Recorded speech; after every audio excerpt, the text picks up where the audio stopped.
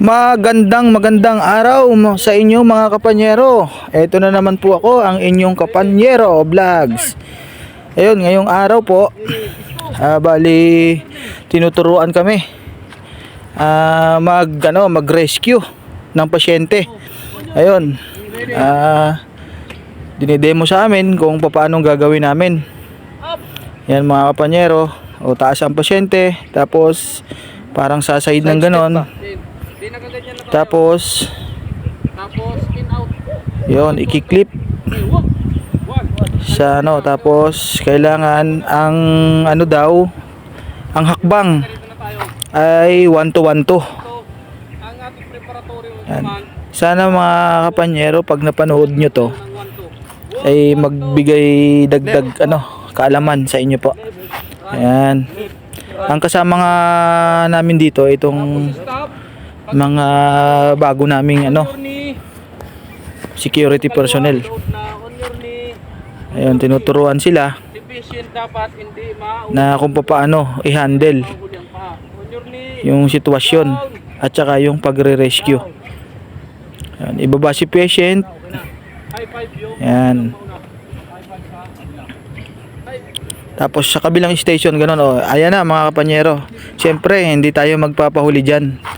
Siyempre tayo lagi ang mauna sa ganyang demonstration. Kasi mga kapanyero, pag ikaw ay nakaranas ng ganyan, pagdating sa competition, talagang alam na alam mo. Yun. Sa partingang yan mga kapanyero ay medyo mali ang aking pasok ng kamay. Ayan. Minali ako dyan ni safety. Ayan. Siyempre ay hindi naman talaga yan yung pwesto natin sa firefighting.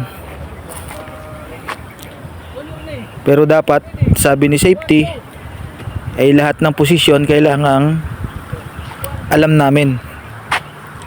Sabay-sabay. Ayan mga kapanyero, ayun na.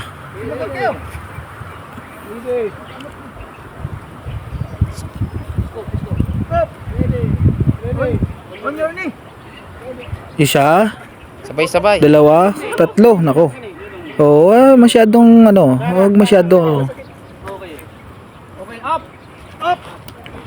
Sufficient pag nag-up kayo. Yun. Nako naman si brother hindi umikot. Ayan, dapat ganyan yan. Tapos Ikaw, may makulit pang isa sa likod.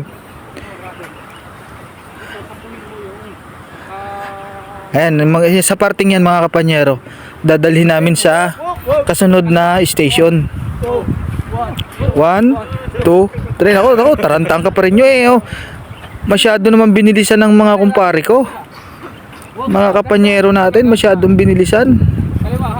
Yun mga kapanyero, pag ganon, bali bawas sa points namin yun. Kaya kailangan practice na yan. Dapat ganyan mga kapanyero, yan. Ganyan ang lakad. Yan. Sabay-sabay, may sabaw. Tapos down.